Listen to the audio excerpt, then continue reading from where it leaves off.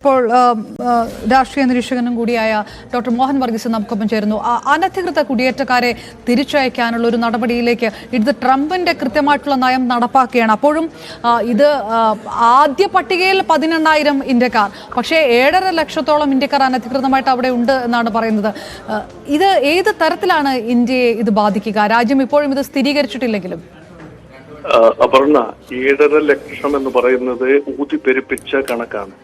അനധികൃതമായി അത്രയും ഇന്ത്യക്കാരുണ്ടാവില്ല എന്നത് ഉറപ്പാണ്. എന്നാൽ 18,000 പേരെ ഐഡന്റിഫൈ ചെയ്തു.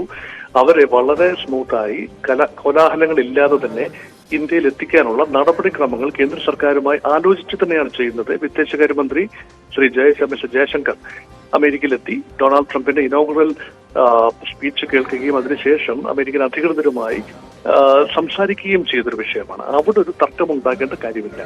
പക്ഷെ ഇവിടെ അനധികൃതമായി വലിയ ലക്ഷക്കണക്കിന് ആളുകളെ ഉടനടി തിരിച്ചയക്കും എന്ന റിപ്പോർട്ടുകൾ ഒരുപക്ഷെ ഒരു വലിയ ഒരു വിഷയത്തെ പർവ്വതീകരിക്കുന്നതിന് തുല്യമായിരിക്കാം.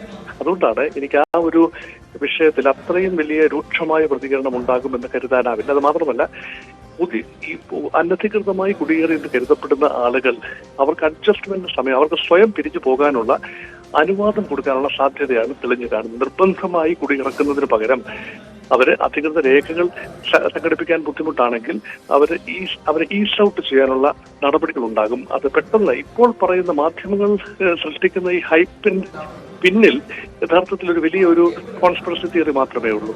യഥാർത്ഥത്തിൽ അങ്ങനെ ഒരു സംഭവം ഉണ്ടാകാനുള്ള സാധ്യതയില്ല. എന്നാൽ തിരിച്ചയക്കപ്പെടും. കൃത്യമായി ഒരു രാജ്യത്തെയും സ്പെയർ ചെയ്യാൻ അമേരിക്ക ഉദ്ദേശിക്കുന്നില്ല, ഇന്ത്യ പോലും. അതുകൊണ്ട് നയതന്ത്ര തലത്തിൽ കൂടുതൽ ഇടപെടലുകൾ നടത്തേണ്ട സമയമാണ്. ഒന്ന്, ക്ലീനപ്പ് ചെയ്തതിനു ശേഷം പുതിയ സ്ലേറ്റിൽ തുടങ്ങുക എന്ന ട്രംപിന്റെ നയമാണ് ഇവിടെ കാണുന്നത്. കാരണം ട്രംപ് പറയുന്ന വാക്കിന് വിലയുണ്ടാകണമെങ്കിൽ ചില രാജ്യങ്ങളിലെ അനധികൃത കുടിയേറ്റക്കാരെ തിരിച്ചയക്കുകയും ചില രാജ്യങ്ങളോട് ഒരു മമത കാണിക്കുകയും ചെയ്താൽ ട്രംപിന്റെ നയങ്ങളെ ആരും വിശ്വസിക്കാതെയാവും. അതുകൊണ്ട് ഉടനടി ട്രംപ് അഡ്മിനിസ്ട്രേഷന് ഇങ്ങനെ പറയാനേ കഴിയും. പക്ഷെ യഥാർത്ഥത്തിൽ 18,000 പേരുടെ കാര്യത്തിൽ മാത്രമാണ് ഇപ്പോൾ കൃത്യമായ തീരുമാനം ഉണ്ടായിരിക്കുന്നത്. ഡോക്ടർ മോഹൻ വർഗീസ്, ഇത് ഈ അനധികൃത കുടിയേറ്റക്കാരെ മാത്രമല്ല, ഈ താൽക്കാലിക വിസയിലുള്ളവര്, ഗ്രീൻ കാർഡിന് കാത്തിരിക്കുന്നവര്, ഇന്റേൺഷിപ്പ്, അങ്ങനെ പലതരം ടൂറിസ്റ്റ് വിസ, ഇങ്ങനെ US കഴിയുന്നവർക്കൊക്കെ തിരിച്ചടിയാവുമെന്ന തരത്തിലുള്ള വിലയിരുത്തലുകൾ ആദ്യഘട്ടത്തിൽ ഉണ്ടായിരുന്നു. അങ്ങനെ അത്തരം ആശങ്ക വേണ്ട എന്നുകൂടിയാണോ? ഈ കുടിയേറ്റം എന്ന് പറയുന്നത് ഒരു പ്രവണതയാണ്. എല്ലാവരെയും ഒരേ ഗണത്തിൽ പെടുത്താനാവില്ല. സ്റ്റുഡന്റ് വിസയിൽ പോകുന്ന ആളുകളെ സംബന്ധിച്ചിടത്തോളം അവരൊരുപക്ഷെ ആത്യന്തികമായി കുടിയേറണമെന്ന് ആഗ്രഹിക്കുന്നവരാണ്. പക്ഷെ ഉടനടി അതിന്റെ കുടിയേറ്റമായി പരിഗണിക്കാനാവില്ല. അവരുടെ സ്റ്റുഡന്റ് വിസ കാലാവധി കഴിയുന്ന മുറയ്ക്ക് അവർക്ക് തിരിച്ചു വരാം. അല്ല എങ്കിൽ അവിടെ ഔദ്യോഗികമായി ആ രേഖകൾ കാണിച്ചുകൊണ്ട് അവിടെ പെർമനന്റ് റെസിഡൻസിന് വേണ്ടി അപേക്ഷിക്കാൻ സാധിക്കും. ഇതെല്ലാം തന്നെ അമേരിക്കയിൽ നിലവിലുള്ള നിയമത്തെ അടിസ്ഥാനമാക്കി മുന്നോട്ട് പോകേണ്ട കാര്യമാണ്. അതുപോലെ തൊഴിൽ വിസയിൽ എത്തുന്നവരെ സംബന്ധിച്ചിടത്തോളം നിശ്ചിത കാലാവധിയിലുള്ള തൊഴിൽ വിസ ലഭിച്ച് എത്തിയാൽ ആ കാലാവധി പൂർത്തിയാക്കണം. പല എക്സ്ചേഞ്ച് സ്കീമുകളിൽ അമേരിക്കയിൽ എത്തുന്ന ഒരുപാട് കമ്പനി ജീവനക്കാരും വിദ്യാഭ്യാസ രംഗത്തുള്ള ആളുകളും എല്ലാം ഉണ്ട്, കൾച്ചറൽ ആളുകളും എല്ലാം ഉണ്ട്. ഇവരുടെ എല്ലാം ഒരു വിസ കാലാവധി പൂർത്തിയാക്കുന്ന മുറയ്ക്ക് തിരിച്ചു പോകേണ്ടതാണ്. അത് അനധികൃതമായി വീട്ടാൻ ശ്രമിക്കുമ്പോഴാണ് പ്രശ്നങ്ങൾ ഉണ്ടാകുന്നത്. അതൊരു കൾച്ചറിന്റെ ഭാഗമായി മാറേണ്ടതാണ്. ട്രംപ് ഒരുപക്ഷെ ഉദ്ദേശിക്കുന്നത് ഇതൊരു ഡിസിപ്ലിൻ ആൻഡ് കൾച്ചർ, ഈ രണ്ട് കാര്യങ്ങൾ വളരെ പ്രധാനമായി വരുന്നു. വിദേശത്ത് നിന്ന് അമേരിക്കയിൽ എത്തുന്ന ആരും തിരിച്ചു പോകാത്ത ഒരു അന്തരീക്ഷം വരുന്നത് ഒരുപക്ഷെ അമേരിക്കയുടെ ഭാവിക്ക് നല്ലതല്ല എന്നൊരു ചിന്തയിൽ നിന്നുകൊണ്ടാണ് സംഭവിക്കുന്നത്. അതുകൊണ്ട് എല്ലാ കുടിയേറ്റക്കാരെയും അനധികൃത കുടിയേറ്റക്കാരായി കണക്കാക്കാനാവില്ല. കുടിയേറ്റത്തിന്റെ ഒരു സൃഷ്ടി കൂടിയാണ് അമേരിക്ക എന്നുകൂടി ഓർക്കണം. America is created by those people who migrated from all over the world in various stages. പല നൂറ്റാണ്ടുകളായി അവിടേക്ക് കുടിയേറി വന്ന ആളുകൾ സൃഷ്ടിച്ച ഒരു മാസ്മര പ്രപഞ്ചമാണ് അമേരിക്ക എന്നുകൂടി അമേരിക്കക്കാർ ഓർത്താൽ നല്ലതാണ്. ഡോക്ടർ മോഹൻ വർഗീസ്, ഇത് ഇപ്പോൾ ട്രംപിന്റെ നയങ്ങൾ ഈ പറഞ്ഞതുപോലെ ട്രംപിന് ആ നയത്തിൽ തന്നെയാണ് താൻ നിൽക്കുന്നത് എന്ന് ലോകത്തിന് മുന്നിൽ വ്യക്തമാക്കാൻ ഈ നടപടി ഒഴിവാക്കാൻ കഴിയില്ല. പക്ഷേ ബൈഡൻ സർക്കാരിന്റെ കാലത്തും ഏകദേശം 1,100ഓളം ഇന്ത്യക്കാരെ ഒക്ടോബർ 2023 തൊട്ട് സെപ്റ്റംബർ 2024 വരെയുള്ള കണക്കിൽ തിരിച്ചയച്ചു എന്നാണ്. അതായത് ഇത് എല്ലാ വർഷവും നടക്കുന്ന ഒരു പ്രോസസ്സിന്റെ ഭാഗമായിട്ട് കൂടി കണക്കാക്കാൻ കഴിയുമോ?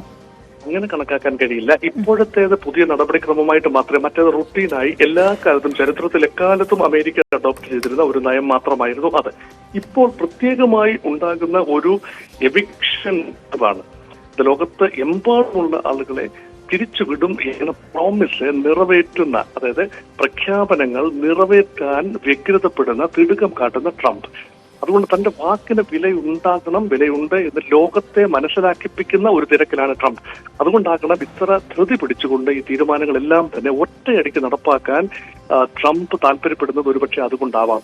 അതാണ് ഈ കൺഫ്യൂഷൻ എല്ലാം ഉണ്ടാകാനുള്ള കാരണം. ഈ ശാന്തത ഇല്ലാതെ പോകുന്നത് കൊണ്ടാണ്. ഇതൊക്കെ പല പല സ്റ്റേജുകളായി വർഷങ്ങളായി നടത്തേണ്ട കുടിയിറക്കൽ ഉടനടി ഒറ്റ ഒരു നിമിഷം കൊണ്ട് സംഭവിപ്പിക്കാൻ ശ്രമിക്കുമ്പോൾ ഉണ്ടാകുന്ന ആശയക്കുഴപ്പമാണ് നമ്മൾ ഈ സംസാരിക്കുന്നതിന് പിന്നിൽ. കഴിഞ്ഞ വർഷം നടന്നത് 2022, 2023 ഒക്കെ തന്നെ ബൈഡൻ അഡ്മിനിസ്ട്രേഷന്റെ കാലത്ത് ഇതുപോലെയുള്ള കുടി ഒഴിപ്പിക്കലുകൾ ഉണ്ടായിട്ടുണ്ട്.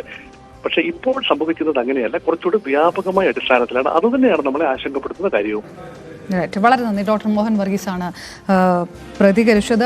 കിരൺ ബാബു, ഇതിനകത്ത് ഇന്ത്യ ഇതുവരെ സ്ഥിരീകരിച്ചിട്ടില്ല. പക്ഷേ നയതന്ത്രപരമായിട്ടുള്ള ഒരു ചർച്ചകൾ നടക്കേണ്ട ഒരു സാധ്യത, ഇതൊരു റൂട്ടീൻ പ്രോസസ്സ് എന്നുള്ളതിനപ്പുറത്തേക്ക് 7.5 ലക്ഷത്തോളം ഇന്ത്യക്കാരൊക്കെ അവിടെ അനധികൃതമായിട്ടുണ്ട്. ഒരുപക്ഷെ അതിലും വലിയ കണക്കായിരിക്കും വരിക എന്ന് പറയുമ്പോൾ അങ്ങനെ അടിയന്തരമായിട്ടുള്ള ഒരു നയതന്ത്ര ചർച്ചകൾക്ക് ഇന്ത്യ മുതിരുമോ? അപർണ, ഇന്ത്യ അമേരിക്ക നയതന്ത്ര ബന്ധം നല്ല രീതിയിലുള്ള രണ്ട് രാജ്യങ്ങളാണ്. ഈ ഒരു ഇന്ത്യയിൽ നിന്ന് അനധികൃതമായി ആരെങ്കിലും അമേരിക്കയിൽ ഉണ്ടെങ്കിൽ അവരെ ഇന്ത്യയിലേക്ക് കയറ്റി അയക്കുന്നു എന്ന് പറഞ്ഞാൽ അവർ ഇന്ത്യക്കാരാണോ എന്നത് ഉറപ്പുവരുത്തണം. അതിനുശേഷം മാത്രമേ കയറ്റി അയക്കാൻ കഴിയൂ. ഈ ഒരു നിലപാടിനപ്പുറത്തേക്ക് ഇന്ത്യക്ക് അവരെ ഇന്ത്യയിലേക്ക് സ്വീകരിക്കില്ല എന്നൊരു നിലപാട് സ്വീകരിക്കാൻ കഴിയില്ല. അത് നയതന്ത്ര തലത്തിൽ ശരിയായ ഒരു നിലപാട് കൂടിയല്ല ഇന്ത്യയെ പോലെ ഒരു രാജ്യത്തിന്. അതുകൊണ്ട് തന്നെ സ്വാഭാവികമായും ഇന്ത്യക്ക് എടുക്കാൻ കഴിയുന്ന ഏറ്റവും പ്രധാനപ്പെട്ട ഒരു നിലപാട് ഇന്ത്യയിലേക്ക് കയറ്റി അയക്കുന്നവരെല്ലാവരും തന്നെ ഇന്ത്യക്കാരാണ് എന്നത് രേഖകൾ പരിശോധിച്ച് ഉറപ്പാക്കുക എന്നുള്ളതാണ്. അത്തരമൊരു നിലപാട് നേരത്തെ തന്നെ ഇന്ത്യ ഔദ്യോഗികമായി തന്നെ അവരെ അമേരിക്ക അറിയിച്ചിട്ടുണ്ട്. ഇന്ത്യ അങ്ങനെ ആരെങ്കിലും ഉണ്ടെങ്കിൽ അവരെ ഇന്ത്യ സ്വീകരിക്കും എന്നും തന്നെ ഇന്ത്യ അറിയിച്ചിട്ടുണ്ട്. അതുകൊണ്ട് ഇതിനപ്പുറത്തേക്ക് മറ്റൊരു നിലപാടിലേക്ക് പോകാൻ കഴിയില്ല. സ്വാഭാവികമായും ഈ 18,000-ഓളം ഇപ്പോൾ നിലവിലെ കണക്കനുസരിച്ച് 18,000-ആണ്. മറ്റ് കണക്കുകൾക്ക് കൃത്യമായ ഏതെങ്കിലും ഔദ്യോഗികമായ കണക്കുകൾ ഇന്ത്യയുടെ ഭാഗത്തോ അമേരിക്കയുടെ ഭാഗത്തോ ഇതുവരെയും ഇല്ല. പല രാജ്യത്ത് ഇന്ത്യയിൽ നിന്ന് നേരിട്ട് അമേരിക്കയിലേക്ക് പോകുന്ന ആളുകൾ മാത്രമല്ല, മറ്റ് പല രാജ്യങ്ങളിലേക്കൊക്കെ പോയി ആ രാജ്യങ്ങളിൽ നിന്ന് വിവിധ മാർഗങ്ങളിലൂടെ അമേരിക്കയിലേക്ക് കുടിയേറിയ ആളുകളുണ്ട്. അനധികൃതമായി കുടിയേറിയ ശേഷം പിന്നീട് രേഖകൾ ശരിയാക്കിയ ആളുകളുണ്ട്. അങ്ങനെ എത്രയോ അത്തരം ആളുകൾ തന്നെ ഇന്ത്യക്കാരുടെ വലിയൊരു ശതമാനം തന്നെ വരും. പലപ്പോഴും ആദ്യം അമേരിക്കയിൽ ചെല്ലുമ്പോൾ അത്തരം രേഖകളൊന്നും പൂർണ്ണമായി എല്ലാ രേഖകളുടെയും അടിസ്ഥാനത്തിൽ അല്ലെങ്കിൽ അങ്ങനെ ചെന്നവർ മാത്രമായിരിക്കില്ല, അല്ലാതെയൊക്കെ ആളുകൾ അവിടെ എത്താറുണ്ട്. എന്തായാലും അങ്ങനെ കൃത്യമായൊരു കണക്ക് നമ്മുടെ ഭാഗത്ത് എന്തായാലും നിലവിലില്ല. 18,000 എന്ന് പറയുന്നത് അമേരിക്ക ഇപ്പോൾ കണ്ടെത്തിയ വിവിധ രാജ്യങ്ങളിൽ നിന്നുള്ള 15 ലക്ഷത്തോളം ആളുകൾ അവിടെ ഉണ്ട് എന്നതാണ് അമേരിക്കയുടെ പ്രാഥമികമായ കണക്ക്. ഈ 15 ലക്ഷം പേരെയും ആ രാജ്യങ്ങളിലേക്കെല്ലാം തിരിച്ചയക്കുക എന്നുള്ളതാണ് ഈ അമേരിക്ക നിലവിൽ തയ്യാറാക്കിയ പട്ടിക അനുസരിച്ച് 18,000 ഇന്ത്യക്കാരാണ് അമേരിക്കയിൽ അനധികൃതമായി താമസിക്കുന്നത്. അതിൽ നിലവിൽ തയ്യാറാക്കിയ രാജ്യങ്ങളിൽ മൂന്നാമത്തെ ഏറ്റവും കൂടുതൽ ആളുകളുള്ള രാജ്യങ്ങളിൽ മൂന്നാമത്തെ രാജ്യം ഇന്ത്യയാണ്. ആ 18,000 പേരെ എന്തായാലും തിരിച്ചയക്കുന്ന പ്രോസസ്സാണ് ഇപ്പോൾ തുടങ്ങിയിരിക്കുന്നത്. 205 പേരെയാണ്. ഇവരെ ഇത്രയും 18,000 പേരെ തന്നെ തിരിച്ചയക്കുന്നത് 1 മാസം കൊണ്ടോ 2 മാസം കൊണ്ടോ ഒന്നും തീരുന്ന ഒരു പ്രക്രിയയല്ല. അമേരിക്കയിൽ നിന്ന് ഏകദേശം 19-20 മണിക്കൂറിന് മേൽ സമയം എടുക്കും അമേരിക്ക ഇന്ത്യ യാത്രാ ദൂരം തന്നെ. 200 പേരോ അല്ലെങ്കിൽ 250 പേരോ അല്ലെങ്കിൽ 300 പേരെ കൂടുതൽ ആളുകളെ ഒരേ സമയം വിമാനത്തിൽ ഇന്ത്യയിൽ എത്തിക്കുക എന്ന് പറയുന്നത് അത്ര എളുപ്പമുള്ള ഒരു കാര്യമല്ല. അതുകൊണ്ട് തന്നെ ഇതൊരു ലോങ് പ്രോസസ്സാണ്. ഈ പ്രോസസ്സ് പരമാവധി സ്ലോ ഡൗൺ ചെയ്യുക എന്നുള്ള ഒരു നീക്കമായിരിക്കും സ്വാഭാവികമായും ഇന്ത്യയുടെ ഭാഗത്തു നിന്നൊക്കെ ഉണ്ടാവുക. നമ്മൾ ഔദ്യോഗികമായി ഇതിനെയൊക്കെ സ്വീകരിക്കുന്നു എന്നുള്ള നിലപാട് സ്വീകരിക്കുമ്പോൾ തന്നെ ഇത്ര പേർ ഇന്ത്യയിലേക്ക് വന്നാൽ അതുണ്ടാക്കാവുന്ന സാമ്പത്തിക പ്രതിസന്ധിയുണ്ട്, മറ്റ് തരത്തിലുള്ള പലതരത്തിലുള്ള പ്രതിസന്ധികളുണ്ട്. അത് ഒഴിവാക്കാൻ വേണ്ടി ഇത് പരമാവധി നീട്ടിക്കൊണ്ടു പോകുക എന്നുള്ള ഒരു നിലപാട് തന്നെയായിരിക്കും ഇന്ത്യ സ്വീകരിക്കാൻ സാധ്യതയുള്ളത്. എന്തായാലും അവരെ ഇന്ത്യയിലേക്ക് കഴിയാൻ കഴിയില്ല എന്നൊരു നിലപാട് ഇന്ത്യയെ പോലൊരു രാജ്യത്തിന് ഒരു കാരണവശാലും സ്വീകരിക്കാൻ കഴിയില്ല. ഇന്ത്യ അങ്ങനെ സ്വീകരിക്കുകയുമില്ല.